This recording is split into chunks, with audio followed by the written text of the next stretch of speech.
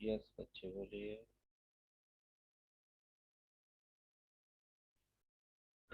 Excuse me.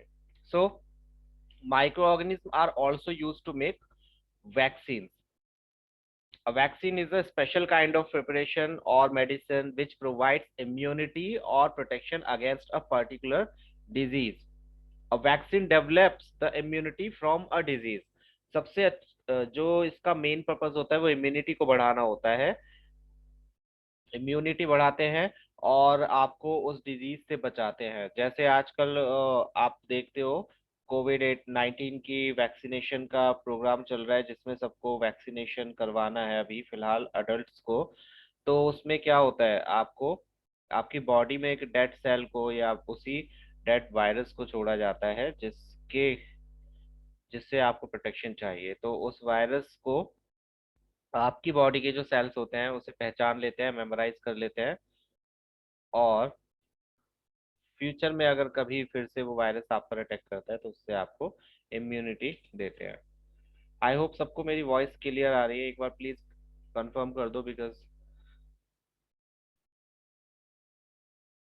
एक दो बच्चों को आवाज नहीं आ रही। Am I audible to you?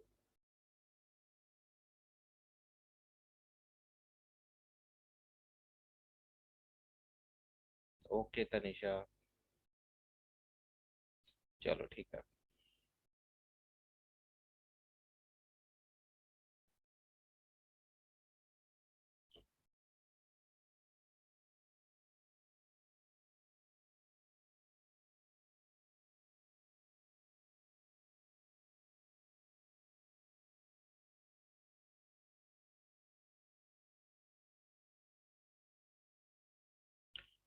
ठीक है, उसके बाद vaccination is the process of giving a vaccine orally. ये जरूरी नहीं है वैक्सीनेशन है तो आपको इंजेक्शन के थ्रू ही दिया जाएगा, इंजेक्ट किया जाएगा।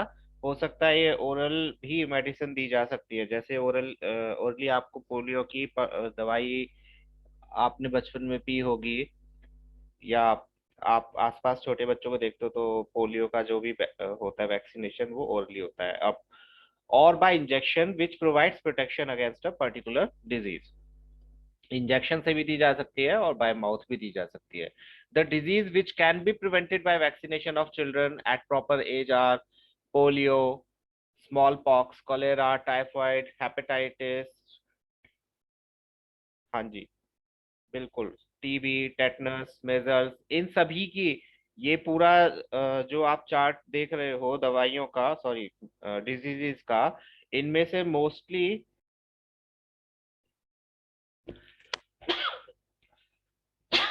एक्सक्यूज मी, मुझे खुद कॉमन कोल्ड हो रहा है आज।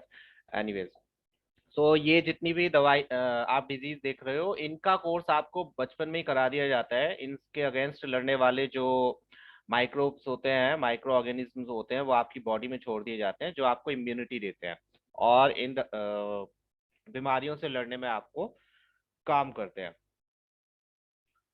इसमें से मोस्टली आपने नाम सुने ही होंगे बीमारियों के जो बहुत कॉमन है, लेकिन धीरे धीरे ये कम होते जा रहे हैं बिकॉज ऑफ वैक्सीनेशन। पोलियो का जो रेट है वो बहुत कम हो गया है, पहले बहुत बच्चों को पोलियो हुआ करता था।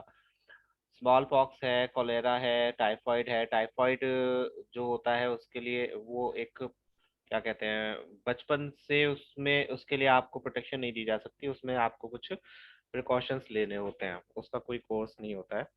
सो दीज आर द डिजीजेस जिनसे आपको निजात दिलाने के लिए, जिनसे आपको प्रोटेक्शन देने के लिए वैक्सीनेशन किया जाता है। एडवर्ड जेनर थे जिन्होंने डिस्कवर किया था vaccine of for small pox in 1798। इसकी कुछ और लिस्ट भी होंगी, दो चार जो डिजीज हैं उनको आप याद कर लेना बिकॉज एमसीक्यूज में ये बहुत आते हैं कि किसने किया था, कौन सी ईयर में किया था एंड कौन सी बीमारी के लिए किया था। तो ये वैक्सीन थी। ऑल्सो माइक्रो ऑर्गेनिज्म का यूज हम सॉइल फर्टिलिटी के लिए भी करते हैं, ये तो आपको पता है। नाइट्रोजन फिक्सेशन में काम आता है, राइजोबियम होता है।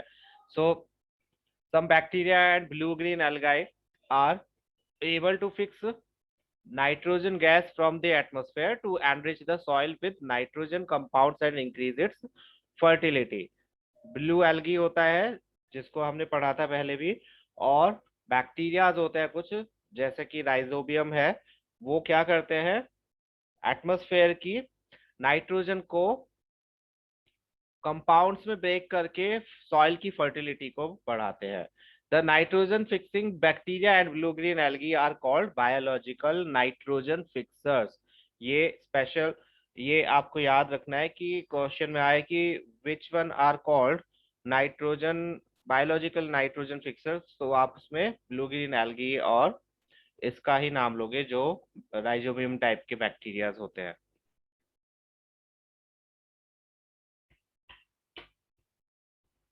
Rhizobium bacteria present in the root nodules of leguminous plants like peas, beans, etc. also fix atmospheric nitrogen and increase soil fertility. Rhizobium का नाम आप बार बार सुनोगे, मेरे से भी, आपके टीचर्स पढ़ाएंगे उनसे भी, और आगे आप क्लासेस में जाओगे तब भी। ये एक बहुत इंपॉर्टेंट और बहुत ही पॉपुलर बैक्टीरिया है जो नाइट्रोजन फिक्सेशन के काम आता है। नेचुरल ही होता है ये, हम नहीं इसको जानबूझकर डालते हैं। मोस्टली ये पीस, बीन्स, इस टाइप के प्लांट्स के रूट्स के नोड्यूल्स में रहता है और नाइट्रोजन को फिक्स करता है। Cleaning the environment, micro organism environment को भी क्लीन करते हैं, ये भी मैंने आपको बताया था। जो डेड प्लांट्स होते हैं, डिकेड प्लांट्स होते हैं, एनिमल्स की बॉडीज होती है, उन सब को दोबारा से सिंपल सब्सटेंसेस में कन्वर्ट करने का काम भी माइक्रो ऑर्गेनिज्म ही करते हैं। ऐसा नहीं है कि एनिमल मरते जा रहे हैं या डेड बॉडीज हमारी ह्यूमन बींग्स की वो अर्थ पे कहीं पर कलेक्ट होती जा रही है, नो। वो रिसाइकल कह सकते हो आप, एक तरह से सिंपल सब्सटेंसेस में कन्वर्ट होके दोबारा से वो नेचर में ही, जिनको जलाया नहीं जाता, वो नेचर में ही डिसॉल्व हो जाते हैं और यूज होते रहते हैं। Some microorganisms like certain bacteria and fungi decompose the organic matter present in dead plants, dead animals, and animal wastes and convert them into simple substances which mix up with the soil, जो कि soil में ही फिर जाकर मिल जाते हैं। Soil में मिल जाते हैं तो ऑब्वियसली उनमें नाइट्रोजन फिक्सेशन की वजह से सॉइल की फर्टिलिटी भी बढ़ जाती है। Since microorganisms decompose the harmful and smelly dead remains of plant and animal wastes like feces, dung, urine, etc. into harmless materials, they clean the environment.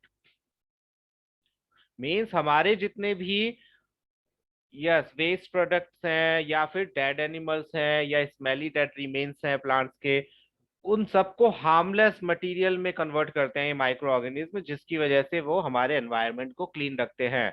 Suppose करो अगर प्लांट और डेड बॉडीज डिकम्पोज ना हो, decompose ही होती हैं वो micro organism की वजह से, अगर वो डिकम्पोज ना हो तो क्या होगा, हमारी पूरी अर्थ पे जगह जगह स्मेली प्लांट पड़े होंगे, है ना, डेड बॉडीज पड़ी होंगी एनिमल्स की, ह्यूमन बींग्स की, जिनको जलाया नहीं जा सका। तो उससे हमारा जो एनवायरनमेंट है वो बहुत ही ज्यादा डर्टी हो जाएगा, रहने लायक नहीं रहेगा।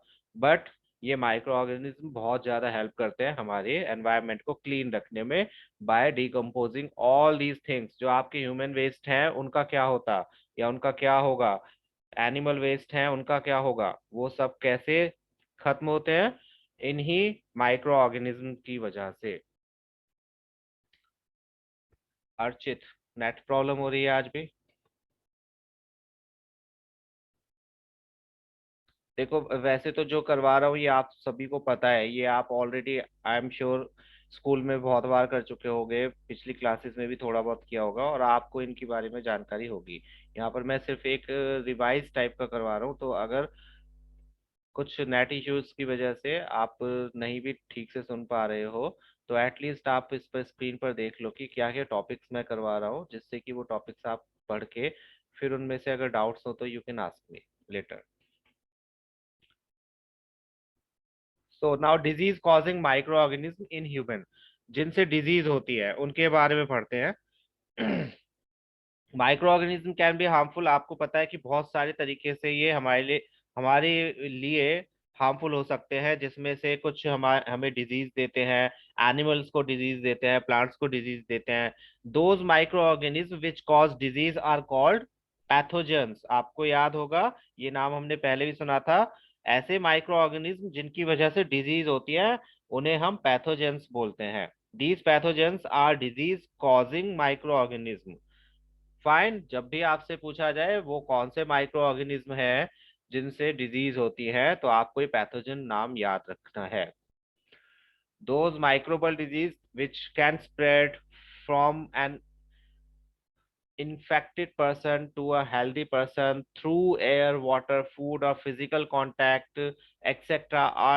are called communicable disease। ये आपको पता है कि communicable disease क्या होती है?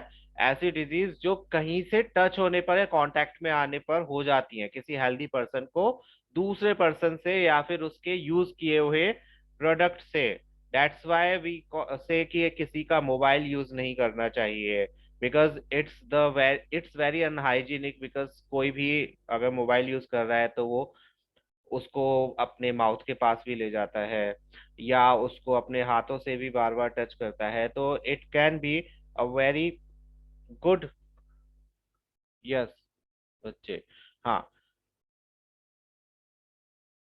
अ सोर्स ऑफ, यस, ये कम्युनिकेबल के लिए, कम्युनिकेशन के लिए जो डिजीज कम्युनिकेबल होंगी उनके लिए बहुत अच्छा सोर्स है माइक्रो ऑर्गेनिज्म के लिए।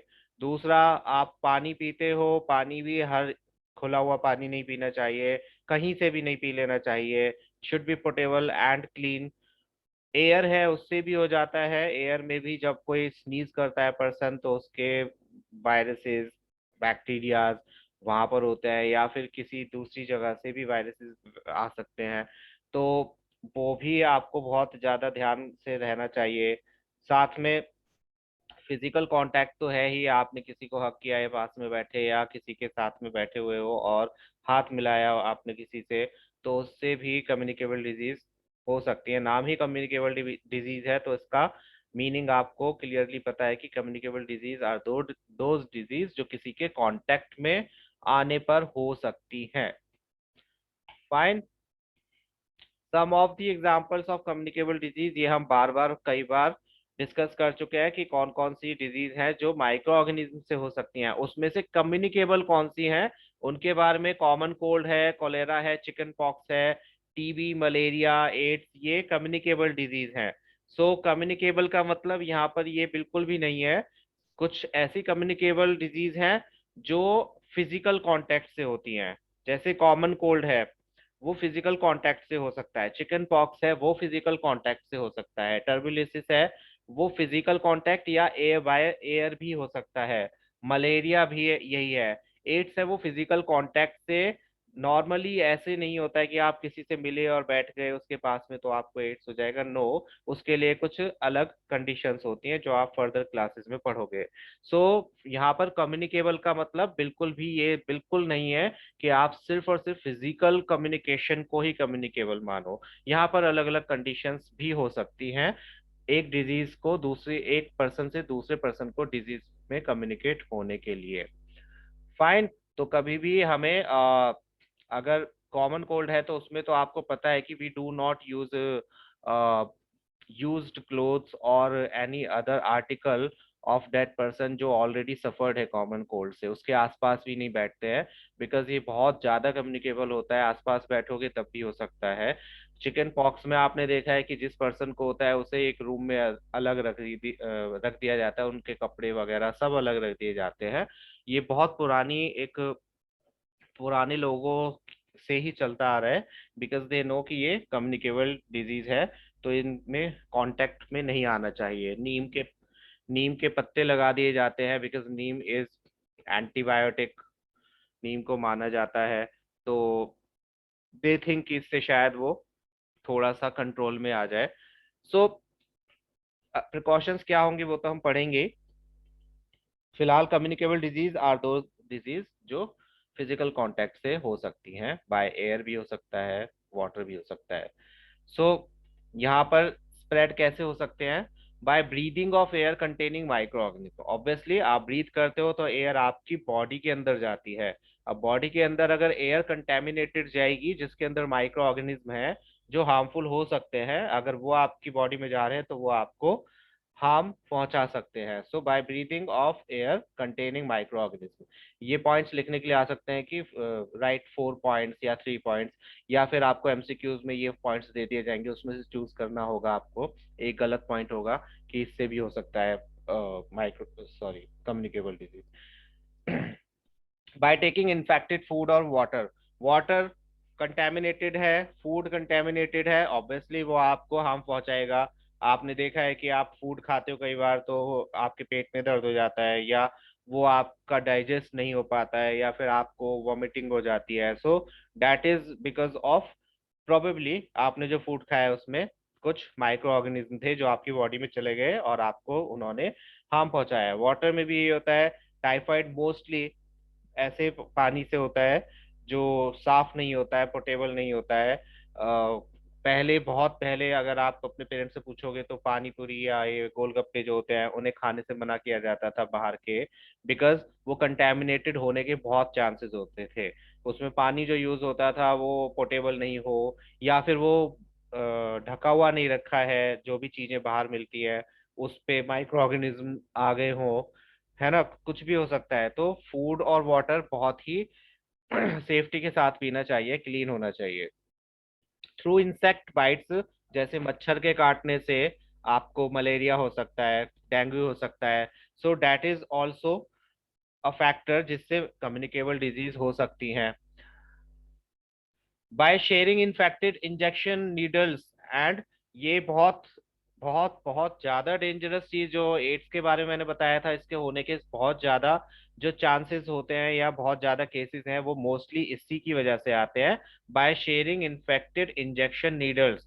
इंजेक्शन नीडल्स जब जाती हैं ब्लड के अंदर, तो उस ब्लड के कुछ पार्टिकल्स आपके इंजेक्शन निडल पर लगे रह जाते हैं। अगर आप उस इंजेक्शन निडल को दोबारा से यूज करोगे किसी और पर्सन के साथ में, तो ऑब्वियसली वो ब्लड के जो पार्टिकल्स है वो उस बॉडी में चले जाएंगे, जिससे कि डिजीज कम्युनिकेट हो जाएगी।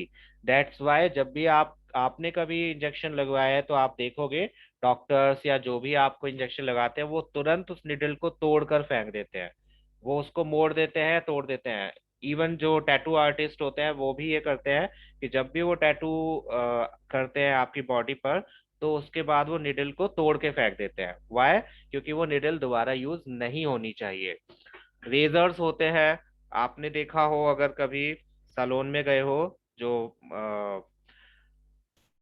बॉयज की मेंस की जो बियर्ड होती है उसको शेव करने के लिए रेजर यूज करते हैं, तो उसका जो ब्लेड होता है रेजर ब्लेड उसको भी तोड़ के फेंक दिया जाता है, सो दैट वो बस वन टाइम यूजेबल हो 1 पर्सन पर। ये बहुत बड़ा एक फैक्टर हुआ करता था एक पर्सन से दूसरे पर्सन में डिजीज को कम्युनिकेट करने का। निडल्स, रेजर्स, जो भी ऐसी चीजें हैं जो एक बॉडी से दूसरी बॉडी में ब्लड के पार्टिकल्स को कम्युनिकेट कर सकती हैं। Now by physical contact with an infected person, आपने किसी से हाथ मिलाया, आप किसी के पास बैठे, हक किया, तो भी, या किसी के पास में आप सोए जो इन्फेक्टेड था ऑलरेडी, तो भी आपको इन्फेक्शन हो सकता है। So these are a few factors जिसमें कम्युनिकेबल डिजीज हो सकती हैं, और अगर आपको फैक्टर्स पता है तो आपको इनके प्रिकॉशंस भी पता होंगे। आपको पूरा का पूरा याद करने की जरूरत नहीं है, you just need to learn factors जिनसे कम्युनिकेबल डिजीज हो सकती हैं। तो उनको देखकर ही आपको पता चल जाएगा कि हमें इन चीजों से रोकने के लिए क्या प्रिकॉशंस लेने होंगे।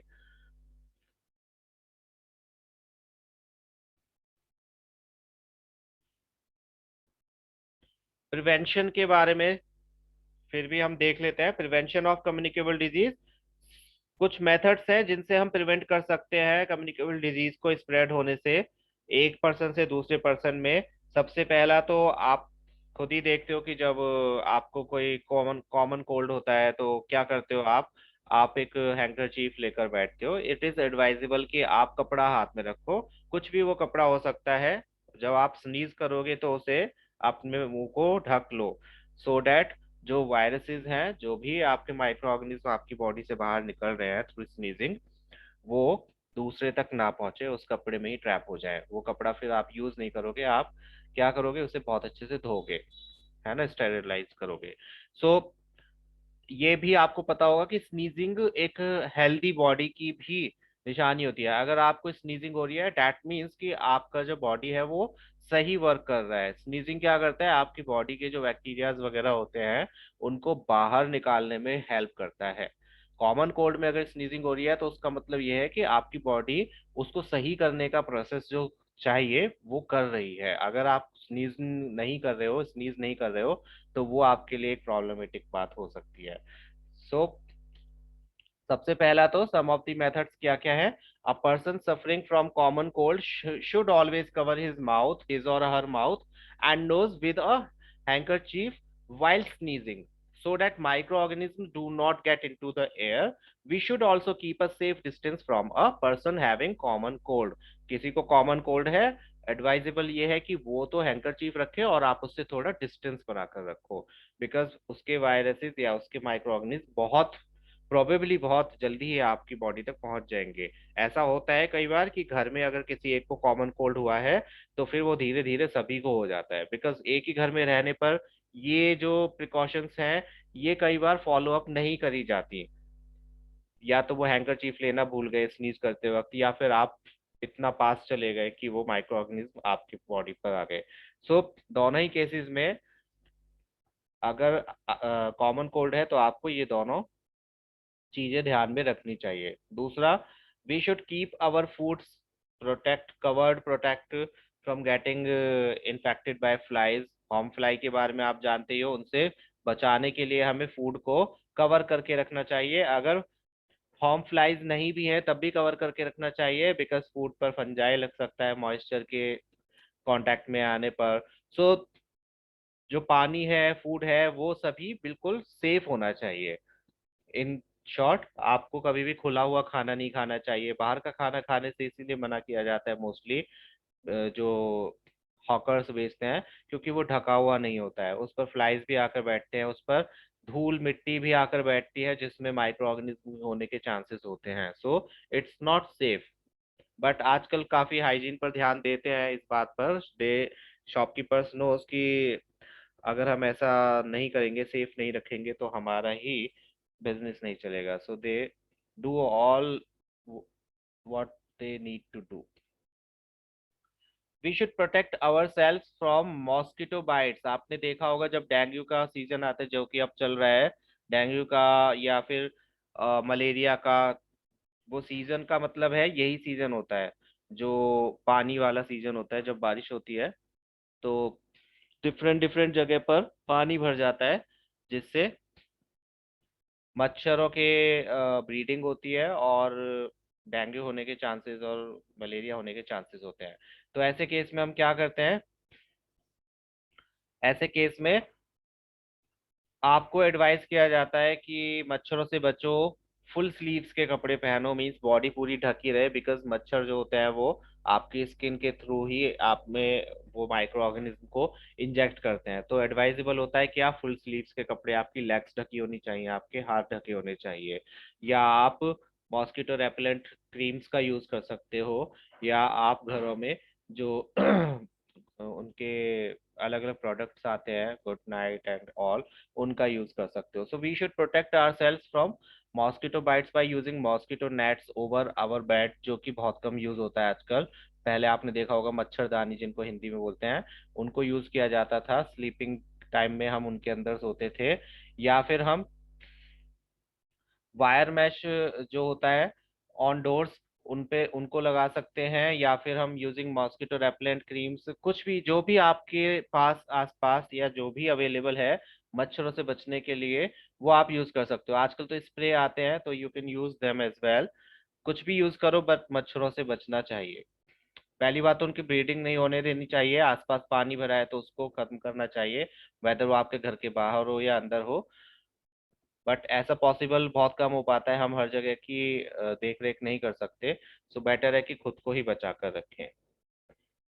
Then we should make sure that only disposable syringes and needles are used for giving us injections। Means जब कभी भी आपको इंजेक्शन लग रहा है या कभी आप टैटू करा रहे हो, आपके ब्रदर मदर कोई भी, तो मेक श्योर कि जो निडल है वो डिस्पोजेबल हो, मीन्स एक बार यूज होने के बाद में दोबारा यूज ना करी जा सके। ये बहुत जरूरी होता है। रीजन मैंने आपको बताया कि ब्लड के कांटेक्ट से या ब्लड के कम्युनिकेट होने से भी ये डिजीज होती है। We should avoid physical contact with an infected person. Obviously अगर कोई इन्फेक्टेड पर्सन है तो उससे फिजिकल कांटेक्ट में नहीं आना चाहिए, बिल्कुल पास में जाके बैठ जाओ, हाथ मिलाओ किसी जिस पर्सन को कॉमन कोल्ड हुआ है। And do not use his towel clothes और बेड, उसका बेड यूज नहीं करना चाहिए, क्लोथ्स यूज नहीं करने चाहिए, टॉवल यूज नहीं करना चाहिए। The towel clothes and utensils used by an infected person should be washed and cleaned separately with soap and hot water। उनको स्टेरिलाइज करना चाहिए। मीन्स अगर आपने देखा होगा अनटचेबिलिटी का जो कॉन्सेप्ट था वो बहुत पहले, नॉट अभी, उसको बाद में बिगाड़ा गया, लेकिन बहुत पहले वो इसी वजह से था because there were some people in our society जिनको अलग अलग काम दिए गए थे, ठीक है।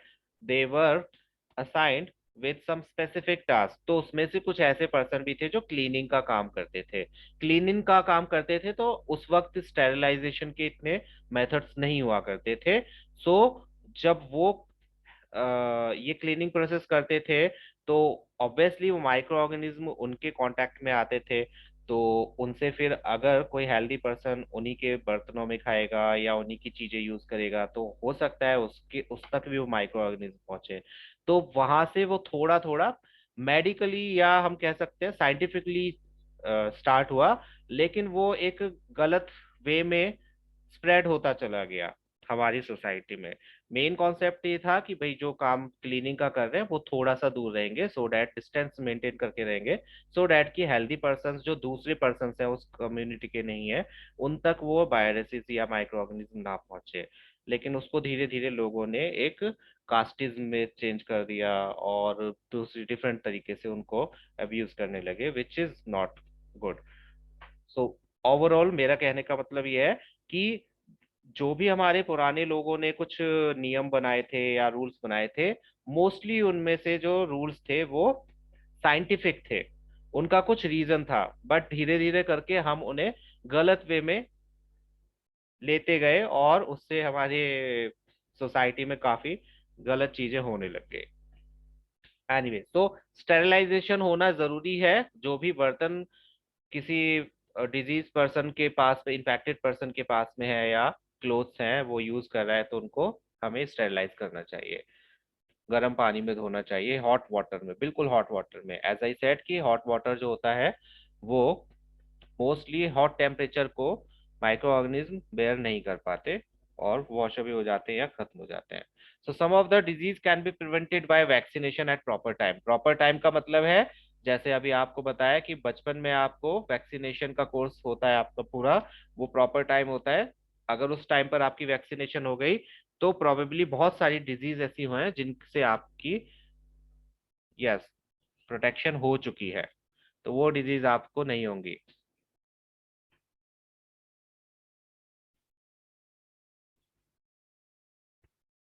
इसके बाद में है carriers. Careers of disease causing micro organism. आपको पता है करियर्स बहुत आप आसपास देखते हो, जो सबसे कॉमन करियर है वो क्या है? House fly and mosquitoes. ये दो ऐसी चीजें हैं, ऐसे करियर्स हैं जो बीमारी फैलाने में बहुत ज्यादा काम करते हैं। some insects in our environment which transfer disease causing microbes into our body। या तो वो फूड से या फिर हमें काट के किसी भी तरह से, या तो हमारे फूड को कंटेमिनेटेड करते हैं या फिर वो हमें काटते हैं स्किन के थ्रू हमारे अंदर इंजेक्ट करते हैं, इस तरह से वो डिजीज स्प्रेड करते हैं। Two most common insects which carry disease causing micro organism या माइक्रोब्स या पैथोजन्स जो होते हैं वो कौन होते हैं? House fly and mosquito. The insect और other animal which transmit disease causing micro organism to human beings without itself suffering from them is called a carrier. यानी कि ऐसी चीजें या ऐसे करियर्स जो खुद तो उस चीज से सफर नहीं कर रहे हैं, है ना। हम, इसका मतलब ये नहीं है कि अगर कोई इन्फेक्टेड पर्सन आपके घर में है और उसकी वजह से आपको भी बीमारी हो रही है तो वो करियर है। नहीं, वो करियर नहीं है, वो इन्फेक्टेड पर्सन है। करियर कौन होता है? जो खुद तो सफर ना कर रहा हो उस चीज से लेकिन आपको वो बीमारी दे दे, जैसे कि हाउस फ्लाई। हाउस फ्लाई अगर फूड को कंटेमिनेट करके आपको डायरिया वगैरह दे सकती है, इसका मतलब ये नहीं है कि हाउस फ्लाई को भी डायरिया हुआ है, वो भी वॉमिटिंग कर रही है, नो। मच्छर अगर आपको डेंगू या मलेरिया दे रहा है, तो इसका मतलब ये नहीं है कि मच्छर को भी डेंगू हो रखा है जिसकी वजह से हमें हो गया, नो। मच्छर को डेंगू नहीं हुआ है, मच्छर को मलेरिया नहीं हुआ है, मच्छर ने हमें इन्फेक्ट किया है। तो these are called, this is the difference between disease person या infected person and a carrier. ये करियर है, वो करियर नहीं है, वो सिर्फ इन्फेक्टेड है। सो इनसे बचना चाहिए हमें। इनसे बचने के आपको पता है सारे प्रिकॉशंस, मच्छर के बारे में भी हमने पढ़ा था, हाउस फ्लाई के बारे में भी आपको पता है कि मक्खियां नहीं होनी चाहिए घर में। मक्खियों का होना ही घर का गंदा कहलाता है। गंदे का मीनिंग ये होता है कुछ ऐसी चीज जो आपको बीमारी दे सके। समटाइम्स आप लोग गंदगी का एक गलत अर्थ निकाल लेते हो। गंदगी जिसे देखकर डिस्गस्ट लगता हो वो नहीं होती है। गंदगी वो होती है जिससे बीमारियां होने के चांसेस होते हैं। इस चीज को अगर आप डिफरेंशिएट करोगे तो आप अभी तक बहुत सारी ऐसी चीजें देखोगे जिन्हें आप फालतू में गंदा समझते आ रहे थे, जो गंदा नहीं होता है। गंदगी का अर्थ ही ये होता है कि कोई ऐसी चीज जिससे आपको बीमारी हो सके, चाहे वो आपका वेस्ट हो, एनिमल वेस्ट हो या कुछ भी हो। उनके अंदर माइक्रो ऑर्गेनिज्म होते हैं जो आपको बीमारियां दे सकते हैं। किसी चीज को देखकर आपको अगर घिन आती है, डिसगस्टिंग लगता है, तो जरूरी नहीं है कि वो गंदा होगा। जैसे कॉकरोचेज होते हैं, आपको बताया जाता है शुरू से ही कि ये गंदे होते हैं, मीन्स उनको देखते ही आपको एकदम से बहुत बुरी सी फीलिंग आती है, डर जाते हो या कुछ करते हो। क्यों करते हो? क्योंकि वो एक्चुअली में बहुत गंदे होते हैं। They live in sewers and toilets, जहाँ से वो बहुत ज्यादा इन्फेक्टेड अपने पैरों को लेकर आपके ऊपर चढ़ सकते हैं या आप आपके फूड पे चढ़ सकते हैं। सो दे आर वेरी डर्टी। वो बहुत बुरा करियर है इन सब चीजों को, गंदगी को फैलाने में या फिर इन्फेक्शन को फैलाने में। छिपकली, छिपकली को देखकर कई बार लोगों को घिन आती है, बट वो गंदी नहीं होती है। छिपकली एक्चुअली अ क्लीनिंग एजेंट है, जो आपके घर से छोटे छोटे मॉस्किटोज को और जो इंसेक्ट होते हैं उनको खत्म करती है। बट यस, छिपकली इज डेंजरस, क्योंकि उसके अंदर पॉइजन भी होता है। इफ शी बाइट्स या इफ शी और ही बाइट्स, या वो आपके ऊपर भी चढ़ जाती है, तो she can secrete some liquid जो आपकी बॉडी को या स्किन को हार्म पहुंचा सकते हैं। तो दैट्स वाई हम छिपकली को सही नहीं मानते घर में होना, बिकॉज वो कभी बिस्तर पर गिर गई या कुछ हो गया तो that may be harmful for us. So there are difference between गंदगी एंड डिस्गस्ट चीजें। ये तो गंदे ही होते हैं, इनका होना गंदगी को ही बताता है कि yes, if there are house flies in your house, तो समथिंग इज रॉन्ग, मीन्स कुछ ना कुछ गंदगी है। या इफ मॉस्किटोज आ रहे हैं तो आपके आसपास का एनवायरनमेंट गंदा है। मॉस्किटोज कभी भी घर की गंदगी से, कूड़े वगैरह से नहीं आते हैं। ये किससे आते हैं? पानी भरा है कहीं पर, गंदा पानी भरा है, उसकी वजह से आते हैं। सो इनसे बचना चाहिए। इनसे बचने के लिए आपको सब मेथड्स पता है कि आप कैसे इनसे बच सकते हो। हाउस फ्लाई का रोल क्या होता है? Do you know house fly क्या करती है? हाउस फ्लाई एग्स ले करती है गार्बेज डंप्स पे, जो भी गंदगी कूड़ा होता है उस पर वो अपने एग्स ले करती है, और उस पर वो ब्रीड करते हैं। जो भी बहुत ज्यादा कचरा होता है, जितना भी कचरा होता है, उस पर वो उनकी ब्रीडिंग होती है, और ब्रीडिंग होने की वजह से house flies garbage, animal excreta, dead organic matters, exposed human food, उन सब के ऊपर भिनभिनाती रहती है, वहां पर ही वो उसका अड्डा रहता है।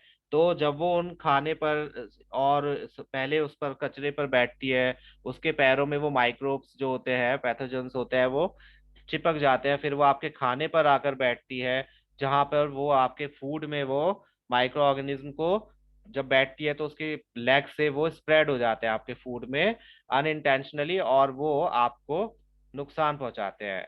इसका मतलब ये नहीं है कि मक्खियां जो होती है वो इंटेंशनली ऐसा करती हैं कि चलो इन इंसानों को मारा जाए, नो। बट ये उनकी टेंडेंसी होती है कि उनको फूड भी चाहिए, उनको ब्रीडिंग के लिए भी जगह चाहिए। तो ब्रीडिंग के लिए जब वो इस जगह पर जाती हैं, तो वहां से उठकर आपके फूड के ऊपर भी बैठती हैं, तो उससे आपका फूड कंटेमिनेटेड हो जाता है, और आप उसको खा लेते हो अगर खुले हुए फूड को, तो आपके अंदर फिर अलग अलग टाइप के सिम्टम्स आ सकते हैं। फूड पॉइजनिंग हो सकती है, आपको कॉलेरा हो सकता है, आपको अलग अलग बीमारियां, टीबी भी हो सकती है, टाइफाइड हो सकता है, डायरिया हो सकता है, सो कुछ भी हो सकता है।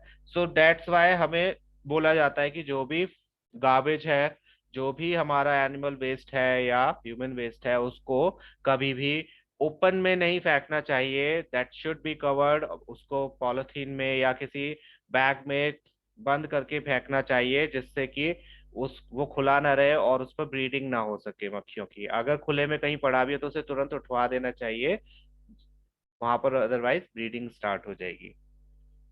सो प्रिवेंशन क्या है हाउस फ्लाई से बचने के लिए?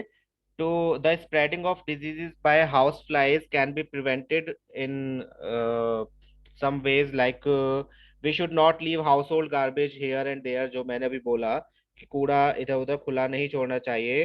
Garbage should be put in the garbage बेन्स, और जहां भी रखो वो कवर्ड ही होना चाहिए। आप अपने घर में भी रखते हो, आई एम श्योर आप अपने कूड़े को ऐसे खुला नहीं रखते होगे। आप लोगों का तो रीजन ये होता है कि उसमें से स्मेल आती है, बट मेन रीजन ये होता है कि उसमें मक्खियां ना जाएं और उनकी ब्रीडिंग ना हो। Fine, the food should always be kept covered so that flies can not sit on it. अगर आप किसी वजह से फूड थोड़ी देर के लिए रख कर जा रहे हो कि अभी हम थोड़ी देर में खाएंगे, तो उसको हमेशा ढक के रखना चाहिए, वो कभी खुला नहीं रहना चाहिए। We should avoid eating uncovered food items from the road side stalls. ये आपको खूब पता होगा कि रोड साइड स्टॉल पर जो मिलता है फूड, वो कंटेमिनेटेड होने के बहुत बहुत चांसेस होते हैं। तो कहीं से अगर आप ले भी रहे हो तो मेक श्योर वो खुला हुआ फूड ना हो, वो उस ढका हुआ हो, आसपास फ्लाइज ना हो, गंदगी ना हो, है ना। The fly should be killed by using insecticide sprays and baits. अगर आपके घर में है, आप पूरी दुनिया के तो फ्लाइज नहीं खत्म कर सकते, बट घर में हो तो ट्राई कि आप स्प्रे करते रहो, जिससे कि फ्लाइज आपके घर में जो है वो खत्म हो जाए, आ, ज्यादा बढ़े नहीं। Some of the disease spread by house flies can be prevented by vaccination as well. जैसा कि अभी बताया, टीबी हो सकती है इनसे, कॉलेरा हो सकता है, टाइफाइड हो सकता है। तो इनको, टीबी को और कॉलेरा वगैरह को, इनको वैक्सीनेशन के थ्रू भी अगर डिजीज हो जाती है तो उनको प्रिवेंट किया जा सकता है। बट पहली प्रायोरिटी होनी चाहिए कि हो ही ना। मॉस्किटो का क्या रोल है? मॉस्किटोज कैसे डिजीज स्प्रेड करते हैं? मॉस्किटो से डिजीज जो होती है सबसे ज्यादा कॉमन, वो है मलेरिया। मलेरिया एक फीमेल मॉस्किटो के काटने से होता है। ये मैं नोट्स में दे दूंगा सब कुछ लिख के, कि फीमेल एक मॉस्किटो होती है, क्या नाम होता है, क्या आप बता सकते हो? फीमेल मॉस्किटो जिसके काटने से मलेरिया होता है, जो स्प्रेड करती है मलेरिया, उसका क्या नाम होता है? किसी को पता है? देखकर नहीं बताना है। पहले भी आपने पढ़ा होगा इनके बारे में। एनोफिलस होती है मॉस्किटो, जो मॉस्किटो मलेरिया फैलाती है। सो पैरासाइटिक होता है ये मलेरिया जो होता है। It is called a parasitic because it lives on the blood of a person as its food on entering his body.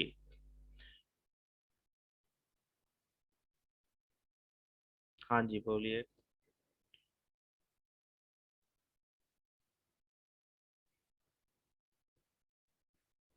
Parasitic का मतलब यही होता है कि कोई चीज आप ही के बॉडी पर रह रही है, या आप ही के ब्लड पर, ब्लड से सरवाइव कर रही है, और आप ही को नुकसान भी पहुंचा रही है। That is called parasitic.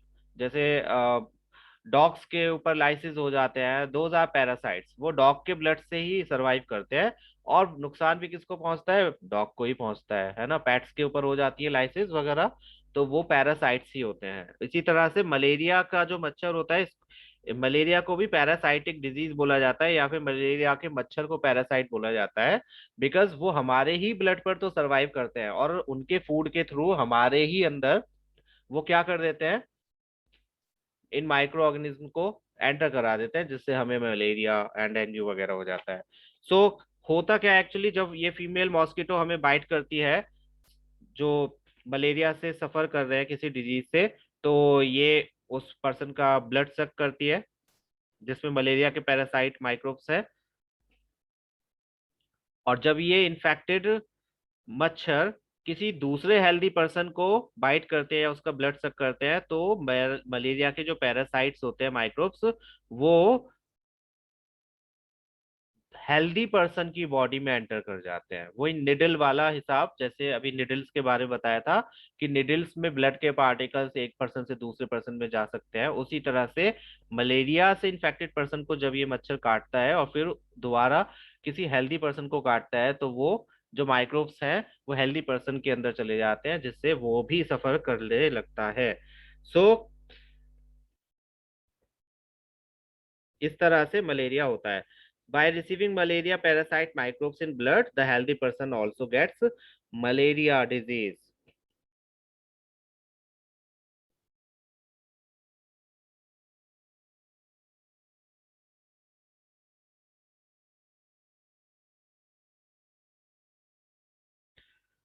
Mosquito से और कौन सी बीमारी होती है, क्या आप बता सकते हो?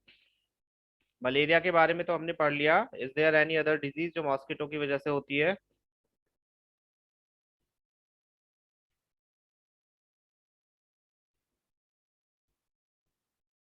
बताइए बताइए। सबसे कॉमन जो आजकल, अभी नाम भी लिया था मैंने 2-3 बार। Apart from mosquitoes, sorry, malaria, another disease is dengue. Dengue जो होता है वो भी मॉस्किटोज से ही होता है। उसकी स्टडी ज्यादा डिटेल आपके उसमें नहीं है, कोर्स में। ठीक है, तो इस तरह से ये दो करियर्स हैं जिनके बारे में पूछा जा सकता है।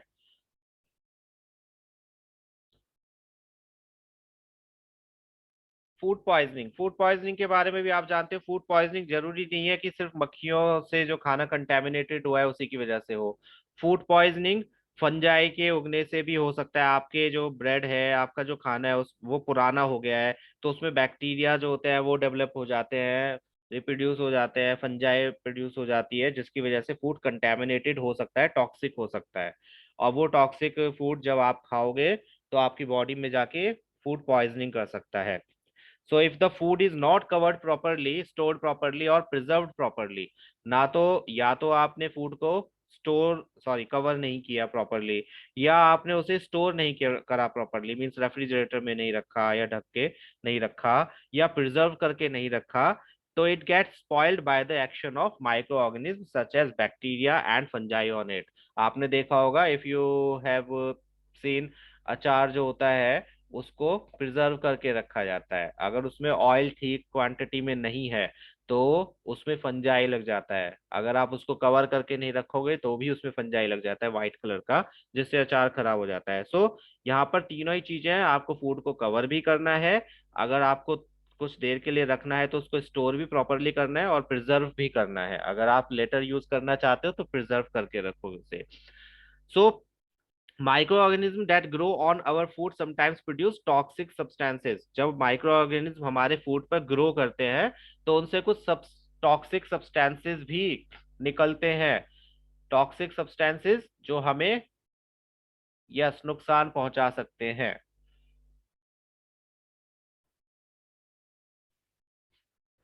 सो फूड पॉइजनिंग के वो जो टॉक्सिक सब्सटेंस है जब आपकी बॉडी में जाते हैं तो उससे आपको फूड पॉइजनिंग हो जाती है। आपको किसी को हुई होगी बचपन में, प्रोबेबली मोस्टली सभी को ही होता है कभी ना कभी फूड पॉइजनिंग। किसी के पेट में दर्द होता है, किसी को लूज मोशंस हो जाते हैं, किसी के वॉमिटिंग होता है, हेडेक एंड फीवर भी हो जाता है। यस तनिषा। सो बहुत कॉमन चीज है ये, और बट बहुत डेंजरस भी हो जाते हैं कई बार। सो फूड पॉइजनिंग में जो मेजर सिम्टम्स हैं वो यही है, वॉमिटिंग होती है, ये सबसे कॉमन और मेजर सिम्टम है। Vomiting and pain in abdomen, जो आपका पेट है उसमें बहुत दर्द होगा और वॉमिटिंग होगी, लूज मोशन भी होंगे, और हेडेक एंड फीवर थोड़े से रेयर है, ये कम ही होते हैं, बट ये तीनों तो बहुत ज्यादा होते हैं। So food is very precious, हमें उसको खराब होने से बचाना चाहिए। ये तो ऑब्वियस सी बात है कि आप मन में ये सोच के रखो कि फूड फूड जो होता है उसको ढक के रखो, बचा के रखो। अगर आप नहीं खा रहे हो तो दे दो किसी को, बट उसको ज्यादा टाइम के लिए मत रखो, अगर फूड ऐसा है जो जल्दी खराब हो जाएगा। अगर वो खराब हो गया तो वो किसी के यूज का नहीं रहेगा, आप किसी को दोगे तो उसको फूड पॉइजनिंग होगी, आप खाओगे तो आपको फूड पॉइजनिंग ऑब्वियसली होगी, नहीं खाओगे तो फेंकना पड़ेगा, एनिमल्स को दे देते हो कई बार, एनिमल्स को भी प्रॉब्लम हो सकती है। सो जब खाना खराब हो जाता है तो अवॉइड किया आप वो किसी को भी दो, वेदर दे आर एनिमल और बाहर के लोग, किसी को भी नहीं देना चाहिए, वो किसी को भी प्रॉब्लम क्रिएट कर सकते हैं। सो मेनली ये किससे होता है, या तो फूड को कवर करके नहीं रखा, मीन्स किसी पैरासाइटिक सॉरी करियर ने आपका कंटेमिनेट कर दिया, या फिर फंजाई ग्रो कर गई आपके फूड पर, जिससे टॉक्सिक सब्सटेंसेस ने आपके अंदर बॉडी के अंदर जाके केमिकल रिएक्शन करी और आपको फूड पॉइजनिंग हो गई। प्रिजर्वेशन ऑफ फूड, ये बहुत इंपॉर्टेंट है प्रिजर्वेशन ऑफ फूड, क्योंकि फूड को प्रिजर्व करके भी बहुत रखा जाता है, जो आप लोग बहुत खाते हो जैसे जैम्स हैं, पिकल्स हैं, ये सब चीजें क्या होती हैं, प्रिजर्व्ड फूड होती हैं। आप अपने पिज्जा वगैरह के लिए लाते होगे चीज एंड ऑल, वो सब प्रिजर्व्ड फूड है, उनको प्रिजर्व करके रखा जाता है सो दैट उनको काफी देर तक यूज किया जा सके, काफी दिनों तक यूज किया जा सके। मिल्क है, फ्रूट्स है, वेजिटेबल्स हैं, आप लाते होगे कोल्ड स्टोर से वेजिटेबल्स, मटर लाते हो, फ्रोजन मटर and all, meat, fishes and cooked food as well, अब तो कुक्ड फूड भी बहुत मिलता है। Excuse me। आपने देखा होगा पराठे, समोसे, कुक्ड मीट, ये सब कुछ प्रिजर्व्ड मिलता है आपको, पैक्स में मिलता है, बस आपको क्या करना होता है, गर्म करके खाना होता है। तो ऐसा नहीं है कि वो ऐसे ही उन्होंने बनाया और पैक करके भेज दिया, उसमें प्रिजर्वेशन के लिए कुछ यस सब्सटेंसेस मिलाए जाते हैं, मिक्स किए जाते हैं, जिससे वो खराब ना हो। So food materials like milk, fruits, vegetables, meat, fish, and cooked food get spoiled easily. This is because they contain a lot of water, due to which the food spoiling microorganism can grow in them easily. जो भी moist food होता है आप देखोगे, moist means जिसमें पानी की मात्रा ज्यादा होती है, वो बहुत जल्दी खराब होता है। क्यों होता है, क्योंकि पानी की वजह से उसमें माइक्रो ऑर्गेनिज्म के ग्रो करने की जो क्वांटिटी है या कंडीशंस है वो उनके फेवरेबल हो जाती है, तो उससे बहुत ज्यादा और बहुत जल्दी माइक्रो ऑर्गेनिज्म ग्रो कर जाते हैं, जो आपके फूड को खराब कर सकते हैं। मिल्क को आप देखते हो कि अगर ऐसे ही रख दोगे, उबालोगे नहीं, तो भी वो खराब हो जाता है, वेजिटेबल्स को रख दोगे ऐसे ही तो भी वो खराब हो जाती है, मीट, फिश और बाकी जितनी भी चीजें हैं, तो इनको प्रिजर्व किया जाता है। The process in which food material are given a suitable physical or chemical treatment to prevent their spoilage is called food preservation। ये बहुत इंपॉर्टेंट एक टॉपिक है फूड प्रिजर्वेशन का, कि फूड प्रिजर्वेशन क्या होता है। फूड प्रिजर्वेशन किसी भी तरह से फूड को खराब होने से बचाना, वेदर इट्स फिजिकल और केमिकल। फिजिकल और केमिकल दोनों ही ट्रीटमेंट किए जा सकते हैं, या एक एक ट्रीटमेंट किया जा सकता है, डिपेंड्स ऑन फूड की उसको किस टाइप के ट्रीटमेंट की जरूरत है। जैसे मिल्क होता है उसमें पैस्चराइजेशन होता है, अगर आपने नाम सुना हो, अभी मैं बताऊंगा क्या होता है। सन ड्राइंग होती है फूड की। जो वेजिटेबल्स होती हैं उनको, जैसे आपने कसूरी मेथी बहुत यूज देखी होगी अपने घरों में, अगर सब्जी बनाते हैं तो उसमें कस्तूरी मेथी या कसूरी मेथी होती है, वो क्या होती है, वो सन ड्राइड होती है ना। गीली मेथी तो नहीं आती है, वो ड्राइड होता है। या पुदीना, मिंट होता है, या ऑरिगेनो है, ऑरिगेनो जो होता है वो भी पत्तियां होती हैं, लीव्स होती हैं एक प्लांट की, जिनको सुखा कर रखा जाता है और आपको दिया जाता है, सो डैट आप अपने फूड में डाल के उससे अरोमा वो ला सको, वो टेस्ट ला सको जो आपको चाहिए। सो वो सन ड्राइड एक मेथड है। लेट मी शो यू कौन कौन से मेथड है। सबसे पहला, preservation of food by sun drying, means simple, आप उसको धूप में सुखा दो and you can use them later. बहुत सारी वेजिटेबल्स को ये प्रोसेस से प्रिजर्व करके रखा जाता है। अचार में जब हम अचार बनाते हैं, पिकल्स बनाते हैं, तो उसमें भी जो भी सब्जियां डाली जाती हैं उनको पहले सन ड्राई किया जाता है, सो डैट उनके अंदर का मॉइस्चर खत्म हो जाए और वो देर तक सही रह सके। दूसरा मेथड मेथड होता है preservation of food by heating, गर्म करके। जैसे सिंपली आप दूध को गर्म करके रखते हो, क्यों रखते हो, why do we boil milk, because अगर हम बॉईल करेंगे तो उसके जो बैक्टीरिया है जो स्पॉइल कर सकते हैं वो मर जाते हैं, जिसकी वजह से मिल्क हमारा काफी टाइम तक अच्छा रह सकता है और सोर नहीं होगा, मीन्स फटेगा नहीं, जिसको हम प्रॉपर लैंग्वेज, किचन की लैंग्वेज में बोलते हैं कि वो दूध फटेगा नहीं। That's the only reason, otherwise हम आते ही दूध को क्यों उबालें। Third one is preservation of food by cooling, refrigeration, ये भी एक और मेथड है। हम, अब आप यहाँ पर देखोगे हमारे घरों में, सभी के घरों में ये जो होता है कि दूध को आते ही पहले उबालते हैं और फिर बाद में रेफ्रिजरेटर में रख देते हैं। तो दोनों में से अगर एक प्रोसेस भी करोगे तब भी दूध खराब नहीं होगा। ये जरूरी नहीं है कि पहले आप उसको उबालोगे ही और उसके बाद में रेफ्रिजरेटर में भी रखना है। अगर आप रेफ्रिजरेटर है आपके पास और आप उसमें रख रहे हो तो you don't need to heat it, boil करने की जरूरत नहीं होती है। ठीक है। सो कूलिंग रेफ्रिजरेशन से भी फूड को बचाया जा सकता है। आपने फ्रोजन मटर देखी होंगी, बहुत यूज करते हैं। मटर पनीर जब भी बनता है तो बाजार से कभी भी जाके मटर ले आते हैं, वो फ्रोजन मटर होती है। वो कैसे बचती हैं, उनको बहुत कूल टेम्परेचर में रखा जाता है जिससे वो प्रिजर्व रहते हैं। बहुत सारा फूड आइटम है जिसको फ्रीजिंग से, डीप फ्रीजिंग के मेथड से रखा जा सकता है। मीट है, फिशेज है, कुक फूड है, इन सबको डीप फ्रीज और कूलिंग दोनों ही सेम प्रोसेस है। कूलिंग में कम ठंडा होता है, डीप फ्रीजिंग में बिल्कुल जमा दिया जाता है। वो बिल्कुल क्या कहते हैं, एक बर्फ का लेयर टाइप बन जाता है उनके चारों तरफ, मीन्स बहुत ज्यादा ठंडा हो जाता है। बहुत ज्यादा ठंडा होने से क्या होता है, उनके अंदर के जो माइक्रोब्स होते हैं वो सरवाइव नहीं कर पाते हैं। इसमें हम 0 डिग्री से भी नीचे रखते हैं फूड को, जिससे कि वो जम जाता है, और जम जाता है तो उसके माइक्रोब्स उसमें कुछ भी स्पॉइलेशन नहीं कर पाते, जिसकी वजह से हमारा फूड सही रहता है।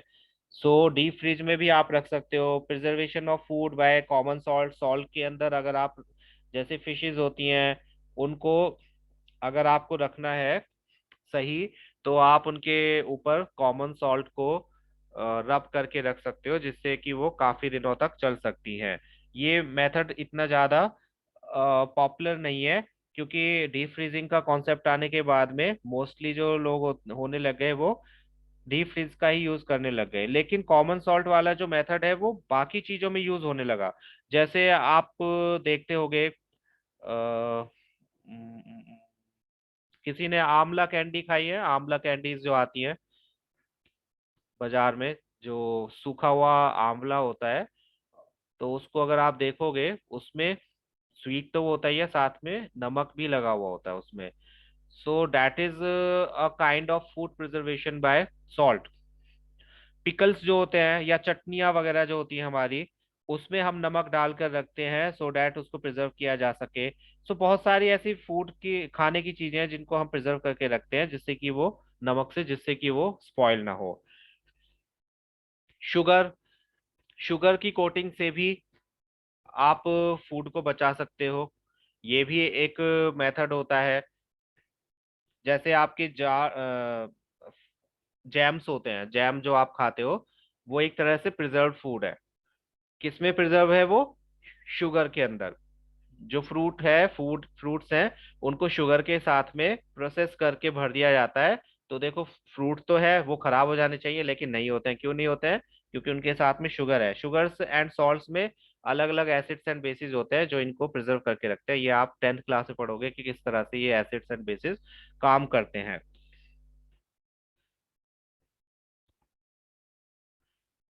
Mustard oil and vinegar, mustard oil vinegar वाली प्याज आपने देखे होंगे, आप रेस्टोरेंट्स में जाते हो, वो प्याज विनेगर में ही डालकर क्यों रखते हैं? टेस्ट तो अच्छा होता ही है, लेकिन मेन रीजन ये होता है कि विनेगर खराब ना हो। मस्टर्ड ऑयल मीन्स अचार जो होते हैं वो मस्टर्ड ऑयल में डालकर क्यों रखे जाते हैं? जिससे कि वो खराब ना हो। केमिकल्स होते हैं, अलग अलग टाइप के प्रिजर्वेटिव्स होते हैं, सोडियम बेंजोएट आता है, बहुत सारी चीजें आती हैं ऐसी जिनको डालकर फ्रूट में रख दोगे तो वो खराब नहीं होगा। बहुत कॉमन है सोडियम बेंजो, उसको अचारों में ही डाला जाता है। अगर अचार में आपने ऑयल नहीं डाला है तो you can use this one as well, so that वो खराब ना हो। पेस्चराइजेशन, ये एक प्रोसेस होता है जिसमें दूध को बहुत ज्यादा पहले गर्म किया जाता है, फिर एकदम से कूल किया जाता है।